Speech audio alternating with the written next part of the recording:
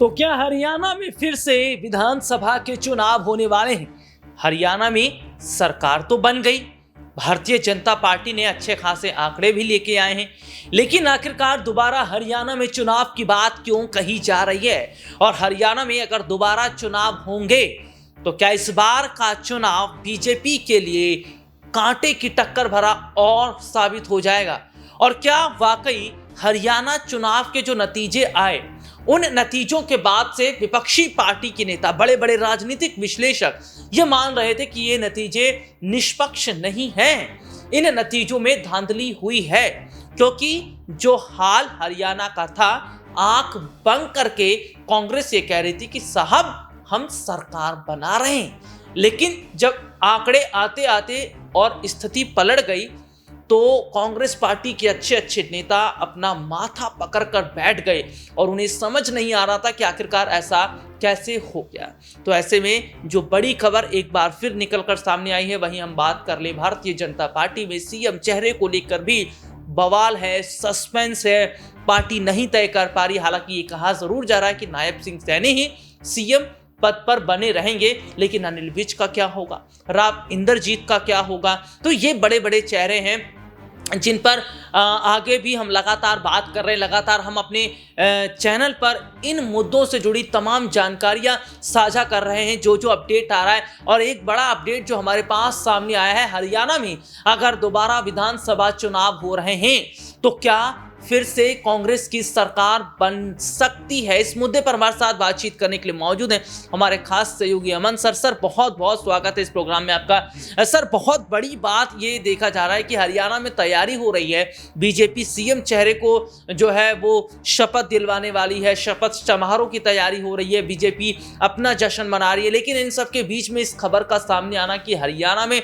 दोबारा से विधानसभा चुनाव हो सकते हैं, और हरियाणा में दोबारा अगर विधानसभा चुनाव हो रहे हैं तो क्या वाकई सर ये बीजेपी के लिए एक बहुत बड़ा झटका माना जा रहा है? देखिए बिल्कुल। और हरियाणा की अगर बात करें तो आपने शुरुआत में कहा कि शुरुआत जिस तरह से देखी जा रही, कांग्रेस पार्टी के लोग बहुत उत्साहित थे, जोश में थे, क्योंकि जब रिजल्ट आना शुरू हुआ और शुरू की एक से 1.5 घंटे की बात करें तो यकीनन ये हर कोई मान रहा था कि बीजेपी का पूरी तरह सफाया हो गया है। अगर हम उस बैलेट पेपर से जब कह सकते हैं कि जब रुझान सामने आ रहे थे, उस आंकड़ों की बात करें तो आप देखिए कि 74 सीटों पर लगभग कांग्रेस पार्टी आ गई थी, बीजेपी महज 14 सीटों पर आ गई थी। तो ये जो आंकड़े ये जो डिफरेंस है किसी की भी समझ से परे है कि आखिर ऐसा क्या 2 घंटे के अंदर उलटफेर हो गया कि बीजेपी जो है पावर में आ गई और कांग्रेस पार्टी 36-37 सीटों पर सिमटकर रह गई। इसी बात को लेकर तमाम जो कांग्रेसी हैं वो इस बात पे हो हल्ला मचाने लगे कि भाई ये तो जो नतीजे हैं कहीं ना कहीं इसके अंदर संदेह उनको नजर आता है। आप देखिए कि लगातार जो ईवीएम की बैटरी थी वो 99% चार्ज मिली है, और जो तर्क दिया जा रहा है कि भाई 3 दिन पहले इलेक्शन हुआ है, अगर आप फ़ोन भी चार्ज करके लेते हैं तो 2 घंटे 3 घंटे 4 घंटे में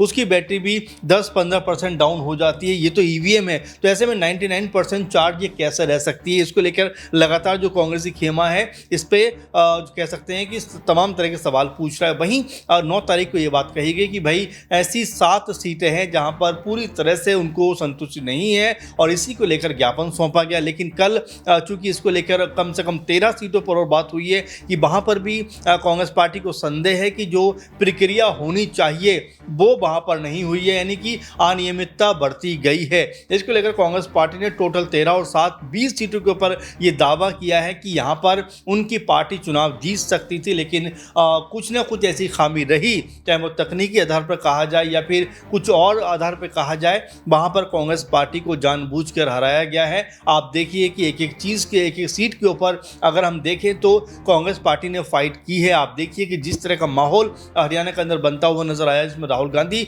समेत तमाम कांग्रेस लीडर्स ने जमकर प्रचार प्रसार भी किया, जमकर लोगों को कम्युनिकेट भी किया, और हालत तो ऐसी लग रही थी कि कोई भी आप न्यूज़ चैनल उठाकर देख लीजिए, वहाँ पर बीजेपी को किसी ने भी जीतता हुआ नहीं दिखाया। सब यही बात कहते हुए नजर आए कि भाई एक सुर में अगर सबको देखा जाए तो 50 से कोई भी कम सीटें कांग्रेस पार्टी को देने को राजी नहीं था, लेकिन जब आंकड़े सामने आते हैं, परिणाम सामने आते हैं तो पता लगता है कांग्रेस पार्टी को 36-37 सीटें मिलती है। वहीं बीजेपी, जिसका दूर दूर तक कोई नामो निशान नहीं था, उतना बेहतर प्रचार प्रसार भी नहीं किया गया, उतनी बेहतर हवा भी नहीं बनाई गई। खुद पीएम मोदी ने कुछ 4-5 रैलियां की, अमित शाह का भी यही हाल था। तो इसी कह सकते हैं इसी तर्क के ऊपर, इसी बात के ऊपर जो कांग्रेसी नेता हैं वो ये बात कह रहे हैं कि भाई कुछ ना कुछ तो ऐसा हुआ है जो पार्टी के खिलाफ साजिश की गई है, सीटों में साजिश की गई, क्योंकि जो पार्टी लगातार कह सकते हैं कि बड़ा लेवल पे चुनाव जीतते हुए नजर आ रही थी, अचानक कैसे वो हार सकती है। और जो आंकड़े हैं वो भी ये बताते हैं कि भाई आखिर 40% वोट अगर कांग्रेस पार्टी को मिला है तो लगभग 40%, जैसे दोनों की वोट की बात करें, दोनों को लगभग 40% वोट मिला है। 39% कुछ कांग्रेस को और 39% कुछ बीजेपी को, यानी महज 0.6% बीजेपी को वोट ज़्यादा है। इस आधार पर बीजेपी कैसे इतनी बड़ी बाजी मार सकती है? तो ये तमाम बातें जो कांग्रेस पार्टी की तरफ से कही जा रही हैं। कांग्रेस लीडर्स ये भी कह रहे हैं कि भाई अगर हमें किसी बात को लेकर संदेह है, चुनाव आयोग से अगर हम शिकायत कर रहे हैं तो इसमें बीजेपी को दर्द क्या हो रहा है, बीजेपी को क्यों परेशानी हो रही है? चुनाव आयोग तो सबका है। अगर हमें कोई डाउट है, हमें कोई संदेह, हमें कोई भी किसी प्रकार के हमारे मन में शक शुबा है, तो अगर हम उसको दूर करना चाहते हो तो ये हमारा हक है। तो इसी बात को लेकर लगातार खींचतान हो रही है। बीजेपी के नेता कह रहे हैं कि कांग्रेस पार्टी हार स्वीकार नहीं करना चाहती, जनता ने उनको नकार दिया। कांग्रेस पार्टी कह रही है कि भाई बिल्कुल भी ऐसा नहीं है। अगर हमारे आंकड़े उठाकर देखें आप, मॉर्निंग के तो 74 सीटों पर हम आगे थे, बैलेट पेपर पे हम इतना ज़्यादा आगे थे, ईवीएम खुलते हम कैसे पीछे हो गए? तो ये जो संदेह और शक और शुबा लगातार बढ़ता हुआ दिखाई पड़ता है। लगातार इसके ऊपर जो कांग्रेस नेता बात कर रहे हैं उससे कहीं ना कहीं ऐसा लग रहा है कि अगर दोबारा यहाँ पर चुनाव होता है, हालांकि अभी इसकी समीक्षा की जाएगी, बहुत सारी प्रक्रिया होती है, ऐसा नहीं कि ज्ञापन दिया और तुरंत चुनाव होने लग गया, बल्कि तमाम ऐसे आंकड़े हैं जिनके ऊपर गौर किया जाएगा, समीक्षा की जाएगी और अगर ज़रूरत महसूस हुई तो यहाँ पर 20 सीटों के ऊपर चुनाव होता हुआ नजर आ सकता है। और देखिए सर ने बकायदा ये बताया कि ईवीएम पर सवाल खड़े किए गए, चुनाव आयोग की तरफ से जो अपडेट दिए जा रहे थे नतीजों के दिन, उसमें देरी हो रही थी।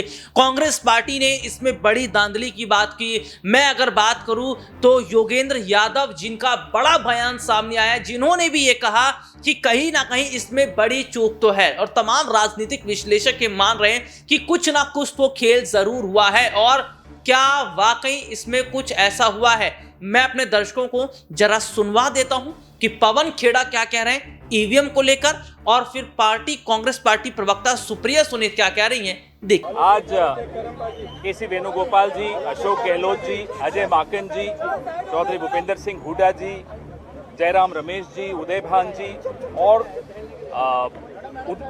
सिंघवी साहब भी थे, वो ऑनलाइन जुड़े। इलेक्शन कमीशन को हमने अवगत कराया।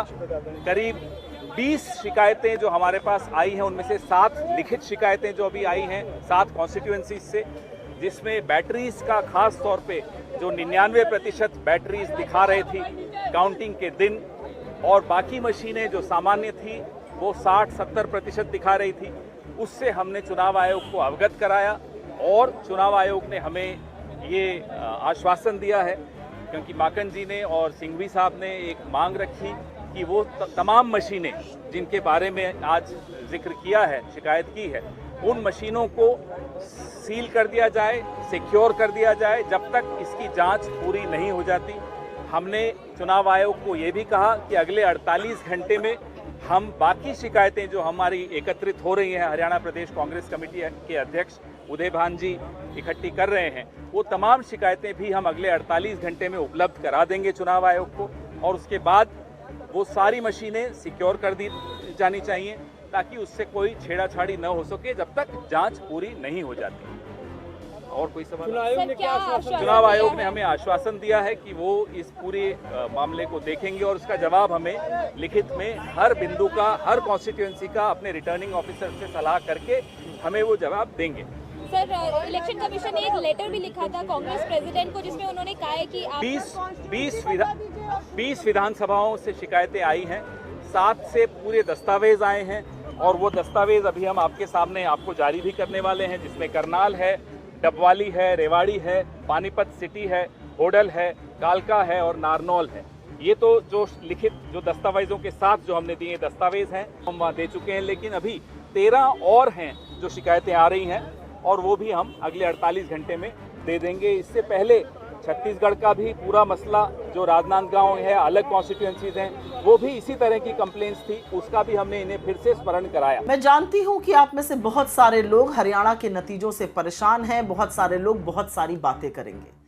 चुनाव हमारे पक्ष में होने के बावजूद परिणाम न आने से हम भी व्यथित हैं और पार्टी का नेतृत्व, हमारा शीर्ष नेतृत्व इसका आकलन करके आगे की रणनीति बना रहा है और हम आगे बढ़ेंगे। लेकिन एक बात याद रखिएगा, हमारा वजूद एक हार या एक जीत से तय नहीं हो सकता। हमारी लड़ाई उन ताकतों से है जिनको साम दाम दंड भेद हर तरह के हथकंडे अपनाने से कोई परहेज नहीं है, जिनके लिए हर कीमत पर सत्ता हासिल करना एकमात्र लक्ष्य है, जिनके पास अकूत पैसा ही नहीं पूरा का पूरा तंत्र है। और हमारे पास है केवल सत्य और साहस, पर वो इतना है कि इन जैसों के लिए काफी है, इतना है कि इनको परेशान करके रख देता है। आज वक्त है सबक सीखकर आगे बढ़ने का। आज वक्त है अपने हौसले और विश्वास को और मजबूत करने का। आज राहुल गांधी के संकल्प में संकल्प मिलाने का वक्त है, क्योंकि यह मत भूलिएगा कि जब सब ने हथियार डाल दिए थे तो उस एक आदमी ने अकेले इस देश को जोड़ने का बीड़ा उठा लिया था। बिना अपनी जान की परवाह किए इस देश को पैदल नाप दिया और इस देश में मोहब्बत का झंडा लहरा दिया। उस एक आदमी ने मोदी और उनकी निरंकुश सरकार के खिलाफ जब संविधान उठा लिया तो उनको बैसाखी पर लाकर खड़ा करके ही दम लिया।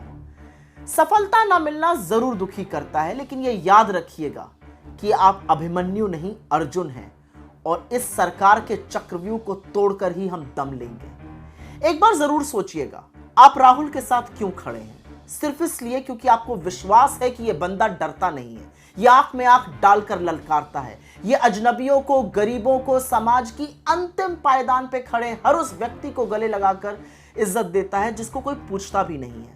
आप जानते हैं कि राहुल गांधी आपके हक की लड़ाई के लिए और इस देश के लिए हर कीमत चुकाने को तैयार है। तो उठिए, निराशा को त्यागिए और फिर से लड़ाई के लिए कमर कस लीजिए। अभी महाराष्ट्र और झारखंड में जीत का झंडा मिलकर गाड़ना है। हम कांग्रेस के सिपाही हैं, उस पार्टी के योद्धा हैं जिसने ब्रिटिश हुकूमत से निहत्थे लड़के इस देश को आजादी दिलाई थी। जो लड़ता है वही जीतता है और इतिहास गवाह है कि अंततोगत्वा अंत में जीत हमेशा सच और साहस की होती है। और दिनकर ने क्या खूब कहा है, सौभाग्य न सब दिन सोता है, देखें आगे क्या होता है। Remember, we are all fellow fighters, we are Rahul Gandhi soldiers, we are his strength and he is our leader who inspires us to fight the good fight. So rise and together we will shine.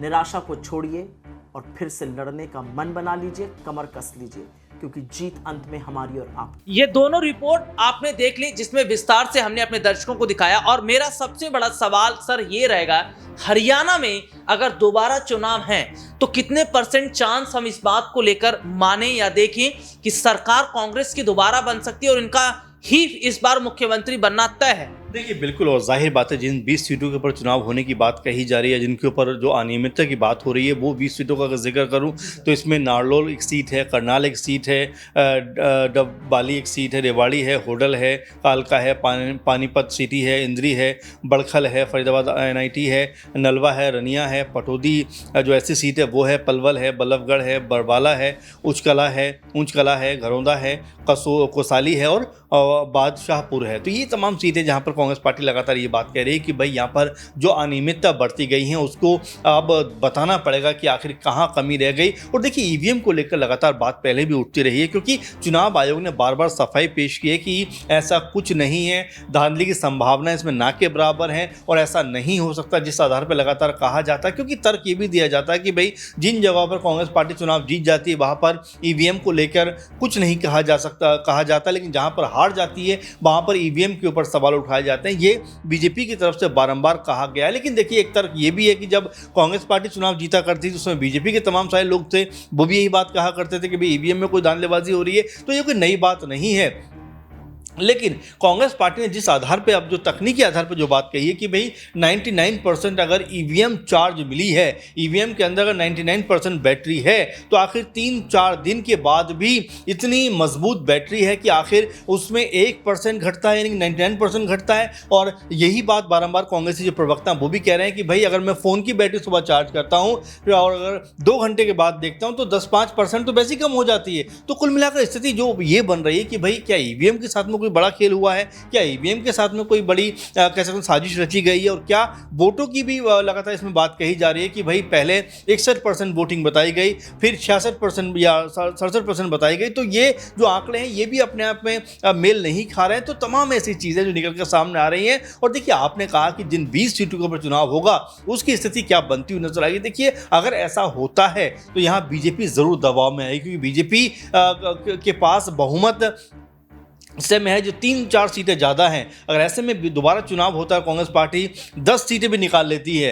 अगर 10 सीटें Congress party के पास आ जाती हैं तो ये मानकर चलेगी BJP सरकार चली जाएगी और कांग्रेस सरकार यहाँ पर कह सकते हैं पावर में आ जाएगी। लेकिन संभावना देखिए इसकी बहुत कम है। अभी समीक्षा होगी, तमाम तरह से जाँच प्रणाली कह सकते हैं इसके ऊपर जो जाँच कमेटी बैठेगी और जाँच करती हुई नजर आएगी। उसके बाद कोई फैसला होता हुआ दिखाई पड़ेगा, क्योंकि ऐसा अमूमन बहुत कम देखा गया है कि 20 सीटों के ऊपर बड़ा कह सकते हैं नंबर है। अगर 1 सीट हो तो आदमी चले ठीक है मैनेज हो जाता है। आपने देखा भी होगा कई बार किसी कह सकते हैं कि मतदान केंद्र पर मशीनें ख़राब हो गई, कुछ अफरा तफरी का माहौल बना, तो वहाँ पर दोबारा चुनाव होता है। ऐसा नहीं है कि नहीं होता है, लेकिन इतनी बड़ी तादाद में शायद चुनाव हो, इसको लेकर मेरे ख्याल से मुझे तो संदेह है कि इतनी बड़े लेवल पर चुनाव होने के लिए चुनाव आयोग तैयार होगा।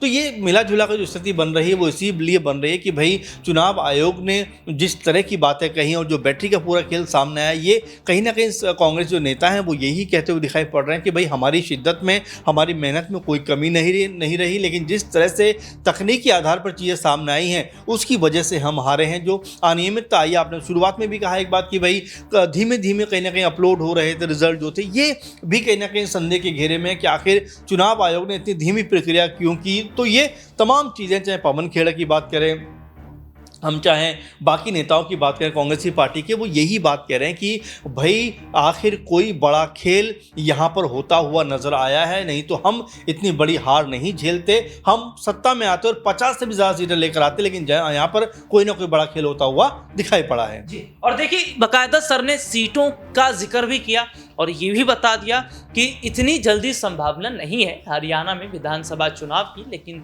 क्या 20 सीटों का जो खेल है अगर वो बदल जाता है तो क्या कांग्रेस पार्टी को बड़ा फायदा मिलेगा। और जो बार बार कांग्रेस ये कह रही है, विपक्ष ये कह रहा है कि धांधली जरूर हुई है, और सीधे सीधे तौर पर इसमें हमने देखा कि अचानक से जिस तरीके के रुझान सामने आए वो बहुत बड़े हद तक ये बता रहे थे कि सरकार बन रही है हरियाणा में कांग्रेस की, लेकिन आखिर हद तक जो नतीजे पलटे उसमें बीजेपी को फायदा हुआ। तो क्या वाकई हरियाणा का चुनाव एक साजिश है और साजिश के तहत कांग्रेस को हराया गया? इस मुद्दे पर आपकी क्या राय है कमेंट करके जरूर बताएं। फिलहाल आज के इस प्रोग्राम में इतना ही, आपसे फिर दोबारा मुलाकात होगी, तब तक के लिए इजाजत दीजिए, नमस्कार।